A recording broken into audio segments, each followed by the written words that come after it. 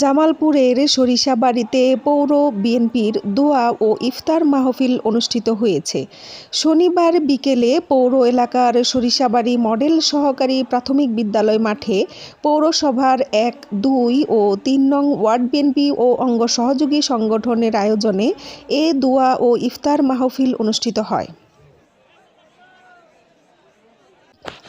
জেলা বিএনপির সদস্য গোলাম রব্বানী লেকুর সভাপতিত্বে বক্তব্য রাখেন উপজেলা বিএনপির সভাপতি আজিম উদ্দিন আহমেদ, পৌরসভার সাবেক মেয়র ও উপজেলা যুবদলের আহ্বায়ক AKM ফয়জুল কবির তালুকদার শাহীন, উপজেলা বিএনপির সাবেক দপ্তর সম্পাদক খায়রুল আলম শ্যামল, উপজেলা ছাত্রদলের সাবেক সভাপতি হাফিজুর রহমান মিলন, পৌর ছাত্রদলের সাবেক সভাপতি সোহেল রানা, বিএনপি নেতা রুহুল আমিন সেলিম সহ উপজেলা, ইউনিয়ন, ওয়ার্ড বিএনপি ও অঙ্গ সহযোগী সংগঠনের নেতা কর্মীরা। এ সময় বিভিন্ন গ্রাম ওয়ার্ড থেকে আসা প্রায় ৫,০০০ নেতাকর্মী ইফতার ও দোয়া মাহফিলে অংশ নেয়। পরে শহীদ রাষ্ট্রপতি জিয়াউর রহমান, বেগম খালেদা জিয়া, তারেক রহমান সহ সকল নেতৃবৃন্দের জন্য দোয়া করা হয়। Happy Akter, desk report.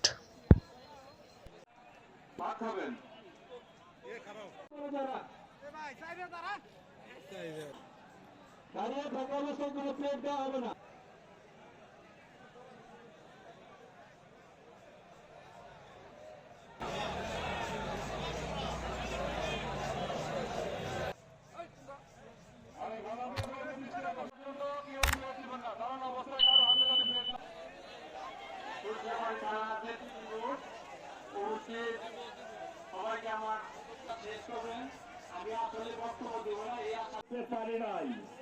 বহু জায়গায় আমরা একটা সামাজিক ভাবনা ওদেরকে বস্ত্র নিয়ে আপনারা সামিল হয়েছেন।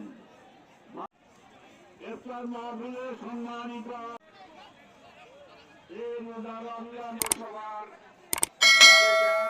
বর্তমানে ১, ২, ৩ এবং সহযোগী সংগঠনের